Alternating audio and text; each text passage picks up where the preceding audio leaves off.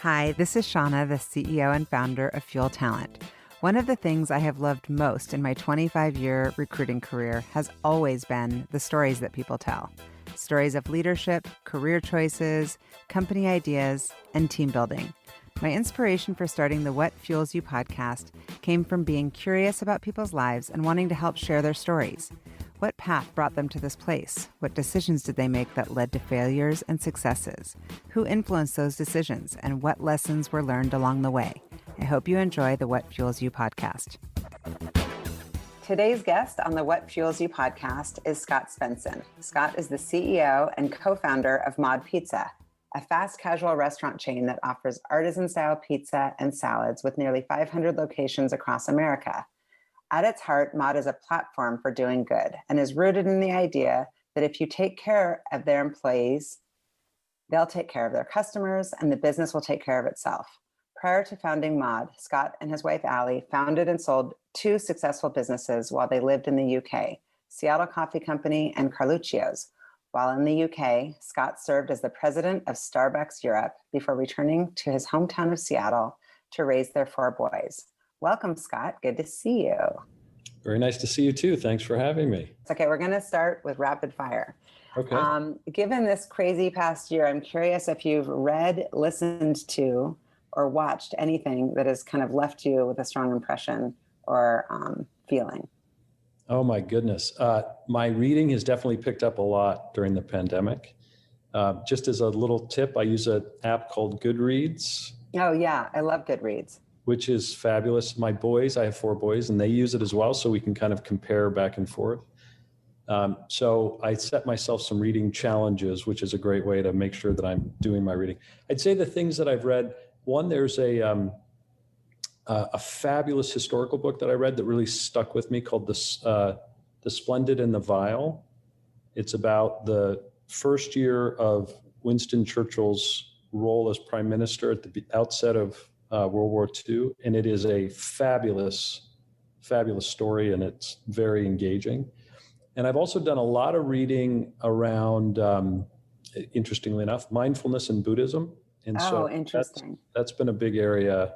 I'm normally reading 2 or 3 books at a time, and so there's always one that I go to. On the rotation. It depends what mood you're in, right? Yeah. I normally have like a business book because there's a bunch of stuff that I still have to learn, and yeah, I have something about kind of your mental makeup, mindset, what have you. And then I also love history, and I've gone kind of deep into early American history and trying to really kind of understand. That time I read A biography on Ben Franklin, which was a thick book, but a fabulous read, and a couple of other books about that era. Okay, what is your biggest pet peeve? Probably is insincerity. Fake people. Yeah. Yeah. I think as we've aged, everybody has so much to offer, and there's so much great in people.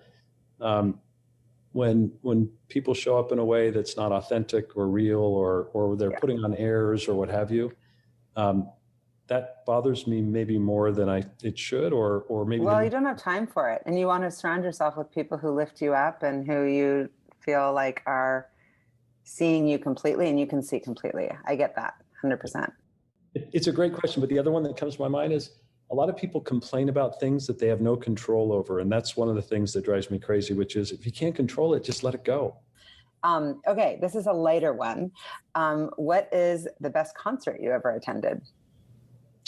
The best concert, I was just talking to someone about this the other day. My favorite concert was when I was in high school. I went to The Who, and The Who has been kind of a theme throughout my life, and it's actually been an inspiration in our whole journey with Mod. But there was another concert, and the guy's name has just gone out of my head. It'll come back to me. And so, okay, this is Mod related.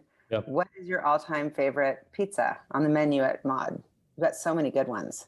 Yeah, so 4 of the classics are named after my boys, so I try to avoid ascribing my favorite. I will tell you though, we had a flash mod or a seasonal mod a few years back that I absolutely loved, called the Valencia. Mm. It was a take on a taco pizza, and we put a wedge of lemon in the middle that went in the oven, and it came out hot, and you squeezed the lemon over the pizza. Oh, wow. It was fabulous. I wish I had had that. You might have to bring it back. I My kids love Mod. We're regulars there, by the way. Yeah, absolutely. If you could be famous as either an athlete, author, rock star, or actor, which one would you choose? I'd probably go with author. Nice. But kind of a childhood dream would have been athlete. What sport were you an athlete in high school? Yes, I played all the normal sports in high school: football, basketball, baseball. I played football in college, and Oh, you played in college? yeah, I played until I got hurt, and that kind of, I was growing up. My identity was very wrapped up in what I did, and I was through, all the way through high school and college. I was a quarterback until one day I got hurt, and I wasn't anymore. That's very depressing. Well, it was probably one of the best life lessons that I've ever had to learn, because I blew my shoulder out, and even though I made an attempt to come back, I kind of knew that was the end of that journey, and it required me to kind of shift my mindset and grow up a little bit at a time when I could always fall back on that. That was always, an easy part of when someone would say, "Tell me about yourself." Scott Svenson, quarterback, and Did Bellevue High School? I did go to Bellevue High School. Yeah. Oh, geez, we're rivals. Marsan High School. Oh. I was also a college athlete, so I get that you're one injury away from that just being like in the rearview mirror. Well, it's interesting. Part of this mindfulness, Buddhism, what have you, is one of the lessons is attachment and not becoming attached. And we create these identities for ourselves. When someone says, Shauna, so tell me about yourself, you have a bunch of labels and and I think it's really important not to become too attached to this idea, this self-concept that I am a CEO, I am a quarterback, I am totally. That's what I do. That's not who I am. So yeah. I would love to hear more about the books that you're reading, because I'm actually really curious about reading more about Buddhism also. Yeah. So, and any of your boys playing football? Yes. So all of them played growing up. As a matter of fact, I spent 10 years coaching youth football, which was some of the best memories of raising my sons. It was fabulous. One of them played in college. And then another one is still playing. He's a junior at Bellevue High. They just finished a very peculiar season where they played 4 games that just ended like 2 weeks ago. Yeah. And he has 1 season left. He'll be a senior next year. Yeah. Okay. 2 more of these rapid fire. Given your experience also starting the Seattle Coffee Company, I'm curious how you take your coffee now. I've always taken it the same way. Well, that's not true. Black, brewed coffee, whether or not it's a French press or just a good brewed coffee. I love the clover at Starbucks. I think it produces a great coffee. Just in the last 3 or 4 years, I started to take a little bit of half and half or cream in it. But otherwise, just simple. I love it, but it's got to be dark and rich. I'm not really a big light. Coffee, I'm not a big light coffee fan. I like it. The darker and richer, the better. Yeah. Okay. Final question: beach or mountains? Mountains. Love them both. And Allie and I have this discussion all the time. But we spend a lot of time in Sun Valley, Idaho, and there's something about the mountains and getting out. And we do a lot of trail running and hiking, and that is kind of our happy place.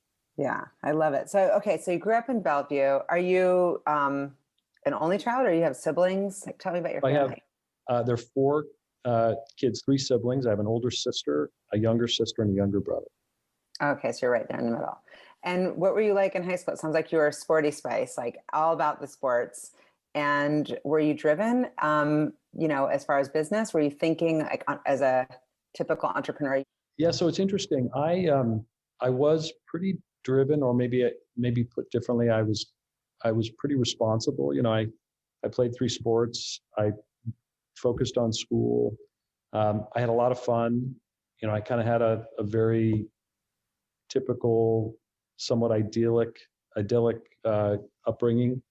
But I wouldn't have said that I was entrepreneurial. I did work from an early age. I was a janitor. I had a paper route. So I learned. Someone once told me that if you want to take stock of someone's work ethic, ask them when they first started working. And the earlier that is, there's a correlation. I don't know if that's true, but I think for me, I certainly, I worked all the way through college. I started my first job when I was like 12 years old. And I don't mean to imply that I was working around the clock. I was like a normal kid. Yeah. But I was pretty diligent, but I wouldn't say particularly entrepreneurial. When I was in college, I went to a liberal arts school and studied political science, history. And when I graduated, I went to work for an investment bank. And I'll never forget going through the training program, which was a 4-week program before we started. And I was working with guys from Wharton who'd focused on finance and accounting. And literally in the very first day of training, I had to raise my hand to have the instructor explain the concept of equity to me. And I literally could not have told you the difference between a balance sheet, a P&L, and a cash flow statement when I graduated from college. I had no idea. So who was guiding you along the way? Was it your parents or like a college counselor or a teacher? Like, how do you even choose Harvard over, at so it's a great question. As most kids, I went through high school. I tried to do a good job. I really didn't think a lot about where did I want to go next. And I would tell you the person who probably pushed me the most at that stage was my dad. And that was a time when, they kind of recruited for football, but it was nowhere near what it is like today. And I know. I tell my kids, I'm like, this is not what we went through. No, I mean, my dad actually put together some VHS tapes and sent them out to a bunch of schools. And as a result, I got recruited by a bunch of schools. And I'm positive I would not have been recruited if it weren't for my dad going through the process of putting these tapes together and sending them out. And it kind of just happened where I got recruited. I went on these school visits and these doors opened. It wasn't because I had a plan and I was scheming and working for all these years. It was kind of like I just did what I did. My dad helped open those doors, or maybe lifted my head up a little bit and said, you could do this if you wanted to. And it just all kind of opened up. And I will tell you that given how competitive things are now, the transparency, the way information flows, I would never had the opportunities today that I had then. Because I just think information didn't flow as well. So this random quarterback from Seattle who was probably middle of the pack, all of a sudden was given these great opportunities because my dad made the effort of sending these tapes out. Whereas, the kid down the street who didn't have the same, push from behind might not have had the same opportunities, although he might have been a better quarterback.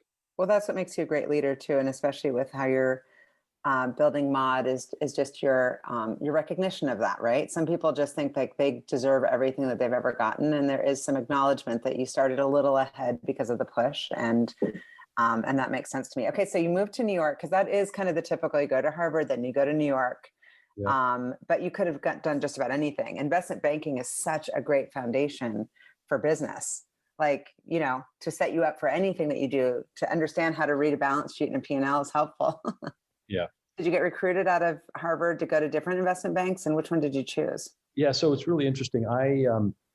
Similar to my process of going to school, I worked hard in college and I tried to do my best. I had no plan for when I graduated. And, banks and others come to campus and you're talking to your buddies. Hey, what are you doing? Oh, I'm going to these interviews. I should probably sign up for a few of those.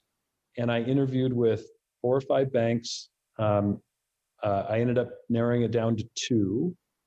Drexel Burnham Lambert is the traditional corporate finance route. And then Bankers Trust wanted me to come and be a trader. I didn't even really know the difference. I literally had to kind of get people to explain to me, well, what's this path versus that path? I ultimately decided to go to Drexel and to get into corporate finance because quite simply, I viewed it as an opportunity to get a broader education. Yeah. And the value for me of investment banking was they educated me. They worked my ass off. So I really did understand what it took. I kind of felt like the rest of my career, even though I've worked hard at everything I've done, has been easy because the bar was investment banking, you're like sleeping under your desk. I mean, that's like a 24/7. Totally. So everything since then has felt like, oh, this is not bad. Yeah. But I have heard about you that you're a really, really, really hard worker. So maybe the foundation is just there, that your bar is just different because of where you started. Yeah. I do think that based on the experiences I've had in life, whether or not it was working in college, going to school and working. I worked 20 to 30 hours a week going to college. Yeah. Well, and being an athlete, that balancing all of it, these things is hard. And then coming out of school and investment bank, I've everything about, and playing sports. You were a college athlete, you realize there's a direct correlation between the work you put in the off season and how well you perform during the season. It's the law of the harvest, right? You reap what you sow. And those lessons were planted in me early, and it just was intuitive to me. Where does Allie fit into this whole picture? You guys met in middle school? We met in high school. So we started in high school. dating at Bellevue High when I was 16 and she was 15. So you've been together this whole time? We have, yep. Wow. And business partners. That's talk about the unicorn situation. That's amazing.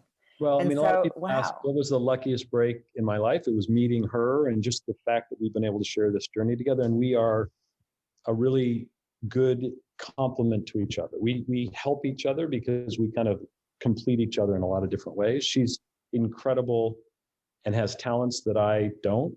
And I have some capabilities that are different from hers. And so we do balance each other. They do say, like, surround yourself with people who are strong where you're weak, and who better to surround yourself with than the person whose values are completely aligned in every way for where you're trying to take your lives. That's amazing. So how did the Seattle Coffee Company thing come to you? Did you founded it, or somebody came to you with the idea?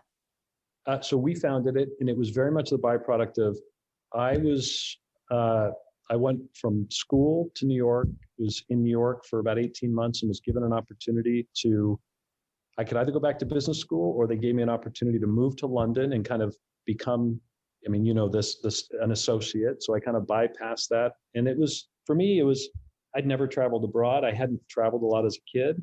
So this was like a 1-year assignment to go live abroad. I'd never been abroad. So this was like, this is awesome. I'll do that. Oh, cool. Go to London. Yeah. And that turned into an 11-year journey in London. And so after my first 6-9 months, Allie, who went to Wellesley and then moved back to Seattle, she was always interested in broadcast journalism, and she was given this really awesome job at King 5 News, and she was going to be mentored by Gene Anderson. And oh, wow. So she was like, this is awesome, but she's now in Seattle, I'm in London.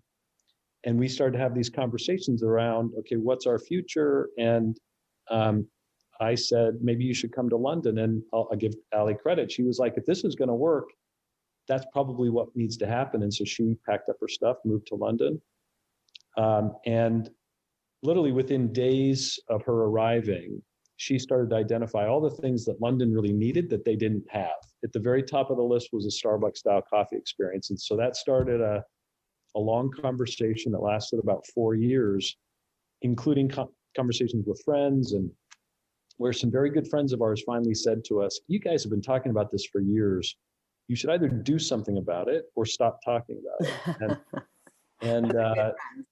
And it even got to the point, Sean, and this is a funny story. Allie called Starbucks, Seattle's Best Coffee, Pete's, and said, when are you guys coming? There's a big opportunity here. If there's anything we can do to help, we just are curious about, we'd love the product here. Yeah. And the answer consistently was, we're not coming for a long time. We've got other priorities. And so we finally said, all right, maybe we should do it ourselves. Allie really spearheaded it, to her credit. We set up one shop in Covent Garden in London just to see if it would work. It worked really well, so we opened up 2 more, and then it was just kind of off to the races. At that point, I had gone from investment banking to kind of a hybrid investment banking, private equity, to I was brought in to be deputy CEO of a healthcare company in the UK. And did that for 3 years. And it was during that time that we started Seattle Coffee Company. And after 6 months, realized it was going to take off, or it needed more focus. And so I resigned from this healthcare company. And the team I was working with thought I was absolutely crazy. Probably, yeah. And moved to helping to build with Allie. And so we did this really interesting handoff, because she had been running it. I stepped in, and we'd been working on it together, but I had a full-time job. And literally, as she was getting ready to give birth to our first son, Tristan, I started full-time June 1st. I kind of took over. Tristan arrived June 22nd. Oh, We opened our fourth store, June 26th, and it was just kind of off to the races from there. I mean, talk about a learning curve. You got to learn coffee, which is a whole industry, a whole new business that is so detailed and so much nuance to like all of it, and learn retail and do it in another country. We didn't know, we literally didn't have any retail or coffee experience. Right. But we had a very clear vision of what we thought needed to exist in London that didn't exist. And I think we were smart enough to know we needed to surround ourselves with people who had a lot more knowledge and experience. And we were very fortunate to be able to surround ourselves with some really great people. And then we figured it out. And Yeah, I'll tell clearly. you what, not being burdened by a lot of detailed knowledge actually probably was the thing that allowed us to do it and to do it well, because so many people who knew the UK retail scene so much better than we did told us it was a terrible idea and it would never work for the following 10 reasons. And they were very valid reasons, but they just didn't see what was in our mind's eye. And it was inspired by Starbucks, right? If you had never been exposed to Starbucks and you were in the UK, you know, that we had a really experienced retail entrepreneur who was well known in the UK, who was part of our advisory team. And he literally said to us several years after we opened our first store, I joined the team and agreed to support you guys and to invest to make the process of failure less painful because I really liked you two. And he said that I didn't think there was a chance that you would be able to open a shop, pay the rents in London, pay the labor rates in London, not to mention all the other expenses, selling cups of coffee. It's just incredible. And then you sold it for $90 million to Starbucks, and they wanted you to stay on for a year. Is that right? Yeah. So there was a unique accounting structure that was used for the transactions called the pooling of interest. It doesn't exist anymore. And because of that structure, they couldn't tie us up in any way. You had to maintain total continuity between the way the company was run. And so they couldn't sign us up to contracts or non-competes or anything else. So it was literally a handshake where I agreed with Howard Schultz, Howard Behar, and Orrin Smith that I would stick around to make the transaction as successful for them as it was for my shareholders. And I did. I stuck around for a couple of years, and frankly, working with Starbucks, it was a great company, and we'd always looked up and admired and respected them. And so it was fabulous for me to be able to step into this company that I'd always revered and spend a couple of years working with this group of people who were incredible. I mean, Howard Schultz, Orrin Smith, and Howard Behar are three of the great all-time. Absolutely. And just to be able to hang out with them for a couple of years and learn from them was a real, in addition to all the other elements of the deal, it was a real gift. Well, and then this launched you into a whole nother thing with Carluccio's. And so what was the concept there? And was it like, oh, I guess this is what I'm doing now. I'm like retail guy. Yeah. So after we sold Seattle Coffee Company and we then helped manage the transition, we had a decision to make. And I came back to spend a summer in Seattle to put in place the strategic plan for Starbucks in Europe. And they asked me to do it from Seattle so that I could really engage the leaders of all the functions in Seattle, supply chain and the people team and ops team, so that we could actually put a strategy in place that they could support. And so I spent 3 months here. And at the end of that 3 months, the board signed off on the strategic plan, and Orrin Smith and Howard Schultz said, all right, now what we want you to do, one of the recommendations was, you guys should replace me at some point because Europe should be led by a European. If you want it to be accepted and authentic. And so they said, we accept that. That's a great recommendation, but we want you. They had McKinsey or Bain or someone doing a lot of work with them at the time.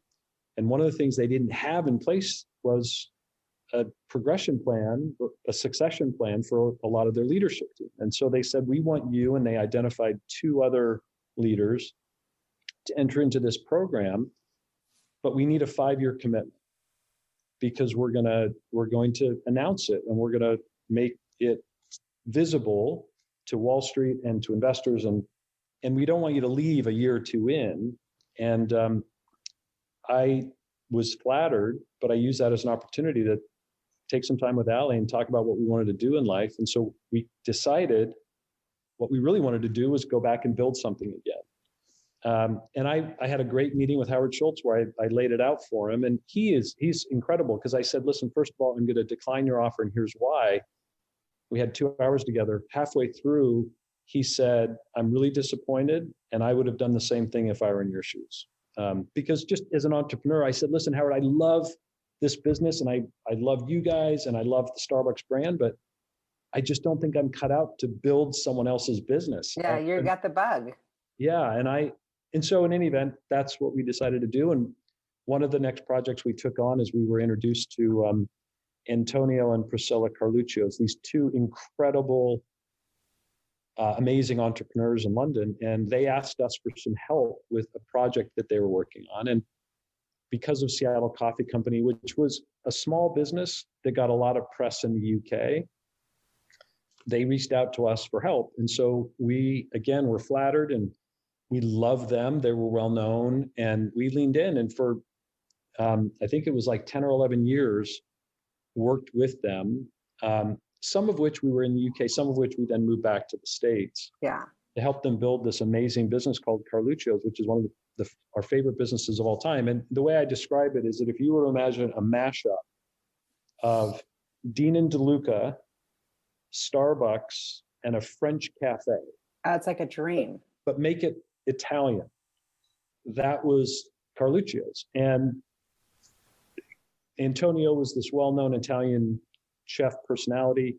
Priscilla was the sister of a guy named Terrence Conran, who's a well-known restaurateur and retailer who had this amazing design aesthetic. So together they created this amazing brand. And to be honest, we got more credit than we deserved. We just helped them develop a plan for how to build the business. They had created the magic. And it was such a fun experience. And it sounds like you haven't had much failure yet. Like I'm still waiting. We haven't even gotten to Mod, which is such a crazy success. Well, I will tell you, Sean, we've had plenty of failures, and I'm a big believer in the growth mindset. And so, we have a belief that we're going to fail all the time, and you've got to be able to use those failings as an opportunity to learn and grow. But we will never accept failure. There's a difference mentally between I've failed and therefore I'm done versus I'm going to have failure all the time. And that's just the process of learning. And we've had plenty of that. And one of the learnings I had is after we moved back to Seattle, we said, we're not doing any more retail because Seattle Coffee Company and Carluccio's were both magical experiences. And you're in a very fickle industry. And we're like, if we try it a third time, we're going to screw it up. It's going to, we don't want to taint that experience. Right. We said, we're not doing it. We want to explore a whole bunch of other stuff, some of which was very successful and some of which was not so successful. But all of that informed us to say, we want to go back and do this mod thing and how we wanted to do it. And so all of those experiences, even though some of them weren't super successful, led us to what we did. And so again, growth mindset, it was all kind of part of this plan that worked. Yeah. And it was the tuition we paid to figure out what we really wanted to do. Right. So where did this idea come from for Mod? I know that you guys were looking for like what you wanted to do with your kids and how to share a family meal over an amazing experience. And also just all of the focus that you put around culture and creating a different type of environment with people being first. But why pizza, like of all things? So we were not looking to get back into retail. And we were at the stage in life where the financial crisis had hit, and this is back in 2007, 2008. And we had made a large investment in a financial services business. During the crisis, I had gotten, and it was more of a investment in a team we believed in. And during the financial crisis, I got pulled in to help run that business, not by desire, but by need.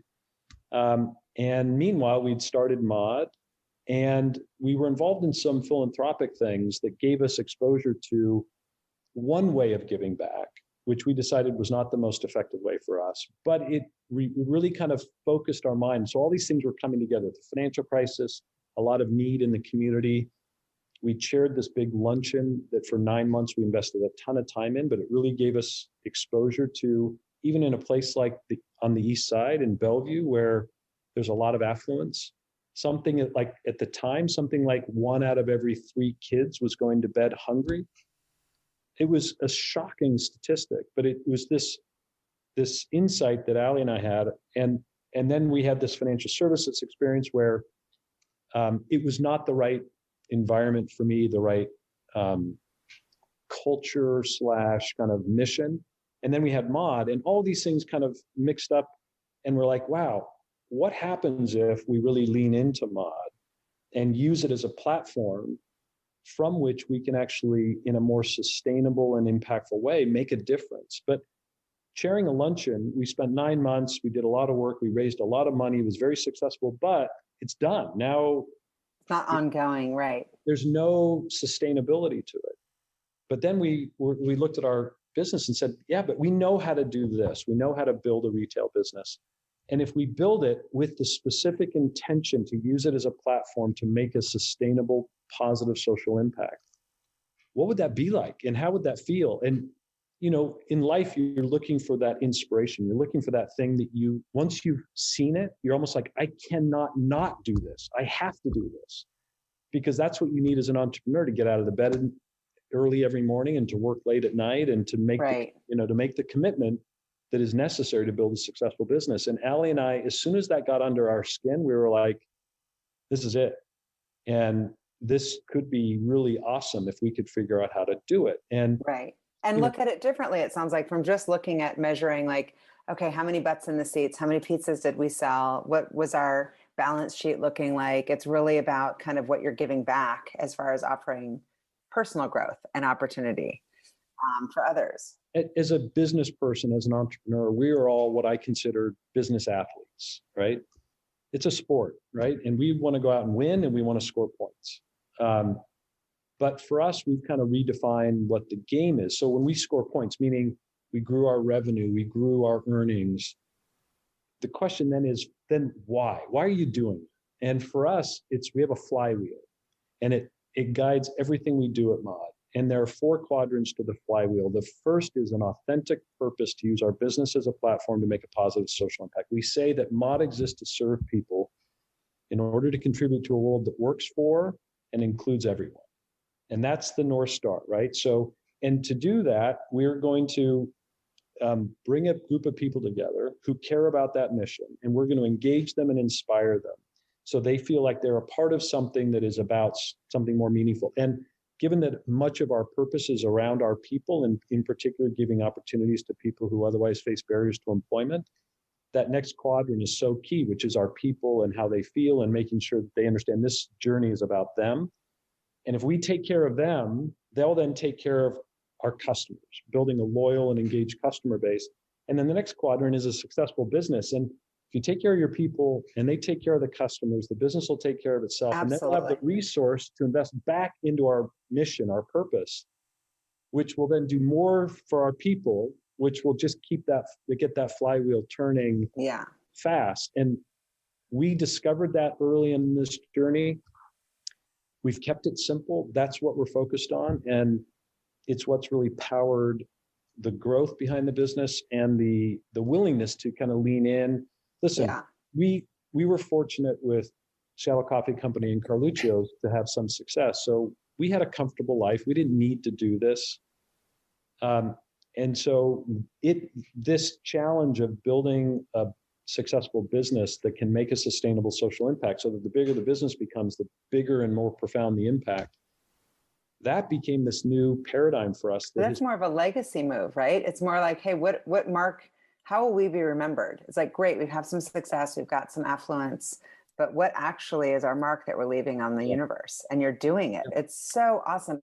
I love that. I actually read a quote that you said, we're all about equality of opportunity, which does not mean we believe in equality of outcomes.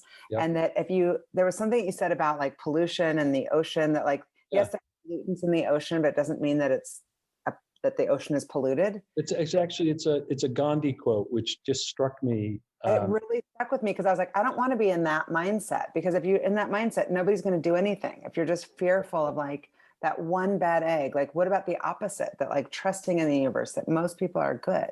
Yeah. Yeah, totally. And I will tell you that fortunately we have seen through just our journey at Mod. And by the way, so much of what has developed at Mod around our purpose and our impact has been done by our team. We said, we want to head north. We want to create this platform. And we brought a bunch of people together and they started to fill in all the blanks. And it was really their work. And we just then cheered them on and said, that is awesome. And so much of it was the stories of these individual people who you understood, okay, they spent multiple sentences in prison. Our first kind of key impact hire is a guy named Corey. He's still with us. He'd been in prison 3 times. But when you got to know him, the conclusion I reached was, man, if we changed seats, I probably would have done what he did. Totally. And so he just was a victim of his circumstances and then tried to survive and made some bad decisions, but then one led to it just created this snowball effect. And as soon as we brought him in and said, your past may well describe you, it doesn't need to define you. And we believe in you. And here's an opportunity. And he took the opportunity, and so many people like him have done the same, where they have been, whatever we invested in them, they paid us back 1,000-fold. And they are incredible people, grateful. We talk about the journey at Mod is about getting to gratitude, because once you get to that sense of gratitude, I don't think there are any emotions more powerful than, other than love, gratitude. If you truly feel grateful in your heart and you want to give back, which was what happens, is these people are like, well, you accepted me for who I was, meaning I have tattoos, I have ear piercings, I have, nose, whatever. And you've accepted me for that. And you accepted my background and you believed in me. I just want to give back. And I want to prove you right. You had high expectations for me. And I want to prove to the world that you were right. And I want to now pay it forward to the next person. And that momentum that comes is you can't make it up. You can't, it's so powerful. And all we're simply trying to do is say, let's do more of that. Let's take Corey and try to create the next 2. I can imagine it would be super addicting. And as you're talking, I recruit for so many cool companies. And sometimes I'm like so impressed by their business model or their product that they're launching. But nowadays, more than ever, candidates and people are very intentional around joining companies that are about social good and giving back. It's not just lip service. It's real. Like, people are turning down opportunities because they don't believe in the vision of the leadership, or that they're actually caring. Yours leading with that. I mean, I would imagine that people are banging down your doors to come work there. But I'm curious what your recruiting strategy has been, and also your vetting process for just ensuring also that you're hiring people that can be the next Corey. Yeah, so it's a great question. And you're right. We are doing a better job sharing with people who we are, what we're about, building our employment brand, which you'll understand well. And we haven't really done that in the past. The story had gotten out. We're trying to be more intentional about it. So, because we believe that if we attract and build a community of people who are committed to serving others, meaning they really care about who we are, how we approach life, what we believe, and the impact we're trying to make in the world, they will be happy here. They will find contentment because it will allow them to fulfill what they're trying to accomplish, make a good living, take care of their family, but then to be able to serve others and make a positive impact in the world. And what we found is when those people have landed at Mod, it's like they're plugged in and they're so alive. And so we're trying to be much more intentional now about, as part of our hiring, screening for those things. Because, listen, we are open. We will hire people regardless of their background. We've really specialized in hiring people that have been justice involved, opportunity youth, the people between the ages of 16 and 24 who are not in school and not employed, who, if not given a job or some other focus, may well end up in prison. And then people with intellectual and developmental disabilities. Those are 3 areas where we've really focused. And we've become intentional about how we go about hiring them. But even people in those communities, they're not all ready for Mod. And this is what someone like Corey, who now is helping us develop our impact hiring programs, has educated me on, which is we went through a stage in our life where we were hiring anyone who was coming out of prison. And Corey educated us that that's not the right approach, because some people just aren't ready. They're not going to be successful here because they haven't gone through the steps you need to be successful. And so we're getting smarter about it. And our hiring practices are becoming more refined. It's a journey for us. And I would tell you that the reason why I'm so excited about Mod is we've grown a lot. We've had some success, and I think we are making a real impact. But I will tell you, if this is a 9-inning game, we're just finishing the first inning, and we're just scratching the surface of what we can do. And I feel like we're just becoming good at what we're doing. Not great, we're just becoming good, but we see the path to all the things that we could do to become great.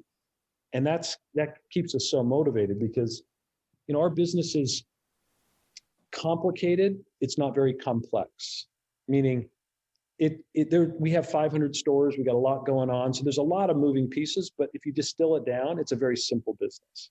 And so we're continually trying to just stay focused on keeping it simple, even though, when you think about all the moving pieces and the fact that it's all a people business and you've got people walking in and out of stores every day, and there's risks, and we're trying really hard to stay true to our beliefs of empowering our team, not having a lot of rules. And because we don't have a lot of rules, we have very strongly held beliefs. You do need to be careful about who you bring in. One of our beliefs is wide boulevard, high curbs, meaning be clear on the curbs. Wide boulevards, you have a lot of latitude in between. But one of the beliefs, one of the implications of that belief is if you jump a curb, you're out, done, move on. There's no second conversation. You can go away and come back again, but you're out. And it's a journey. Wow. I'm super inspired. So Scott, I have a lot that I wanted to cover with you really quickly. And how's the past year for the pandemic been? Sure. Yeah. So we were, March of last year, we were in a great spot. We'd been investing in a bunch of initiatives and making a lot of improvements to our business that were really flowing through in the beginning of last year. We were growing.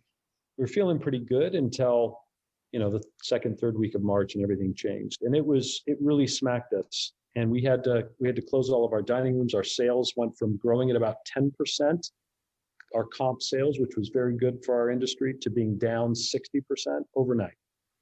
And then we had to shift, open up a bunch of channels that have really helped us, because we had to lean into a lot of our off-premise channels and our digital platform, all things that we were working on, but we had to just do 3 years of work in three weeks or 3 months. I mean, the team came together and really got after it. We had to close our support center. Everyone went virtual.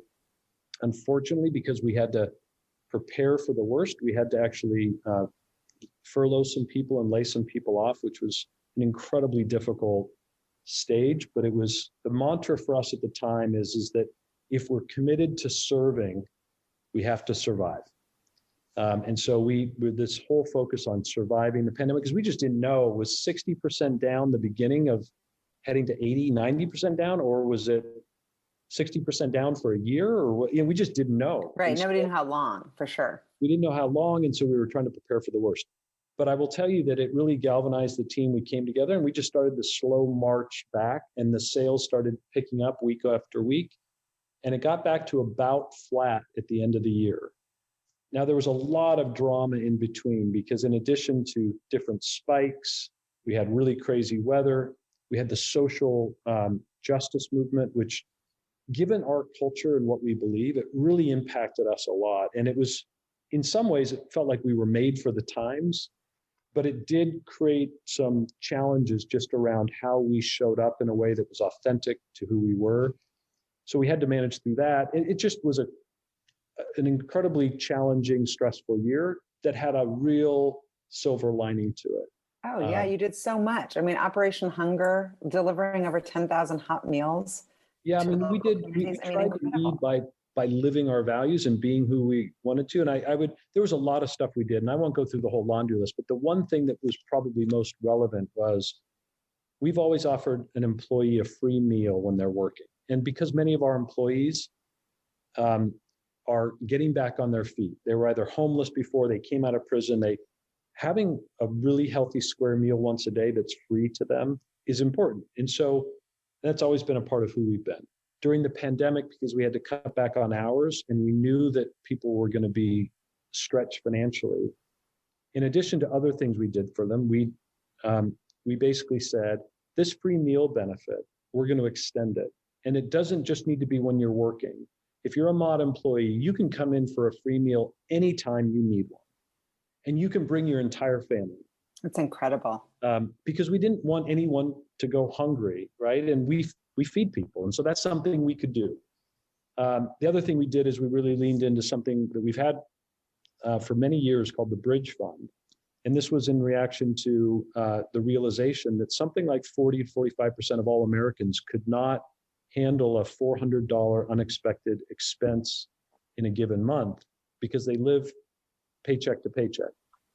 And we wanted our squad to feel like we had their back. And so we put in place this Bridge Fund, which is an emergency relief fund. If you have an emergency, medical emergency, a car emergency, a housing emergency, you can apply to the Bridge Fund and very quickly get feedback. And you'll receive, if it's accepted, and meaning a group of your peers evaluates your request as being sincere and authentic, a grant of up to $2,000. No questions asked. And so what we did is we put a bunch of more resource up into the Bridge Fund during the pandemic, and the demand for grants spiked, as you can imagine. So of course, I think we ended up granting almost $1 million of bridge grants in, $500, $1,000 increments. Amazing. To just people who, listen, they just were trying to get by. So there was a lot of stuff we did, but those were two things that were those are incredible, consistent with our beliefs and our values. And what's interesting is, just to kind of frame this up, and I'll end with this, we try really hard to reinforce our culture.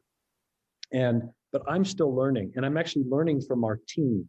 We had a call with some of our real culture carriers, some of the people in our field who have been acknowledged and identified as being real leaders, but they're general managers, district managers. And we had a call regularly with them during the pandemic.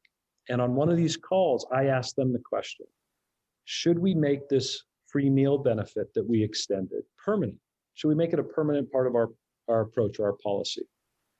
And the team, thought about it and said, no one's taken advantage of it. It hasn't been abused. So yeah, we should. And then they all paused and they all looked at each other. And one of them spoke up and said, Scott, no, we shouldn't make it a permanent policy.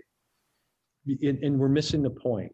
At Mod, you have always encouraged us, and the culture has always encouraged us to, in any given situation or at any given circumstance, just do the right thing.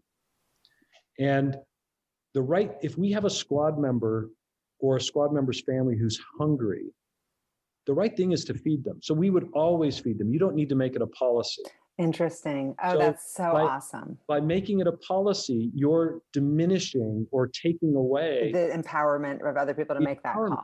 And so it was like a master class, and I was the student being taught by our team about how our culture really comes to life. And I just sat there and I thought, you guys are awesome. You're absolutely right. We're not making it a formal policy because you guys have always been empowered to do that, and we don't want to change. Right. So, I love it. I'm example. so super inspired by you. My final question for you, Scott, is what fuels you? What's your ultimate fuel? In addition to Allie and my boys and my family, this sounds trite, and I don't mean it to sound cheesy, but I will tell you that what makes me happy and content and gives me joy is being of service and giving back and being in a position where we can make a difference in the world, using our business as a platform. And I'll tell you, just talking about Corey, it's funny because Corey, there's thousands of stories now like Corey, but even just talking about Corey just now, you get warm.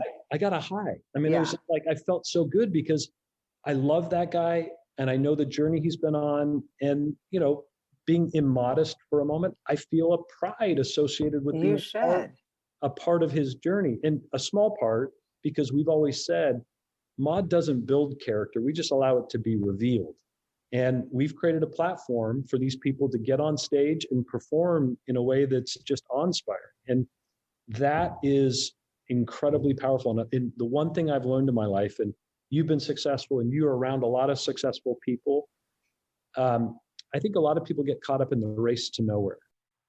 But I'll tell you this simple insight of why are people all chasing stuff that, Howard Bihar, who was one of my mentors at Starbucks, said this to me on a flight when I was getting to know him right after the deal was closed. And we were sitting next to each other, and he said, Scott, let me tell you a little story. It's about two old guys who were sitting on a bench shortly after the funeral of one of their best friends. And one of them looks to the other and says, do you know how much he left? And the other guy looks at him and says, yeah, he left everything. And I think people sometimes lose sight of the fact that if you think about how you feel today and what contributes to that, I will tell you, for Allie and I, what we found is what is incredibly inspiring and makes us happy and feel satisfied and content, and is that when we're able to give back and to be a part of that, of making the world a better place. And for us, it comes to life through these stories of, you just hear the story of how it impacts. I will tell you I don't care how much money you could give me, it would never be able to replace, because I don't know what would I do with the money, buy a new t-shirt or whatever. Right. I mean, it doesn't matter.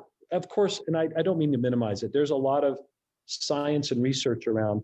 People need a minimum amount of resources to be able to be fully content and happy, because Right, but it's not exponentially, happiness doesn't correlate with the exponential above that.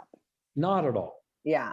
There's a bunch of research that goes into, yes, if you can use money to invest in experiences or to free up time, there's a return on it.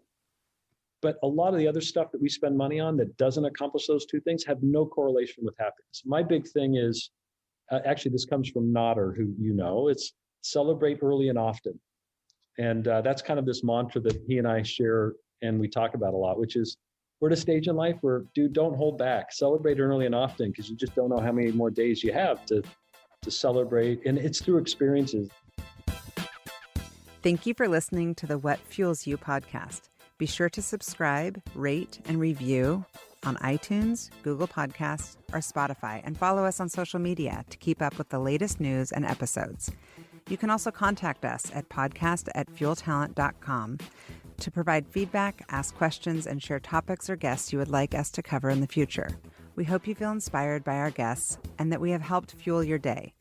Join us next time for another episode of What Fuels You.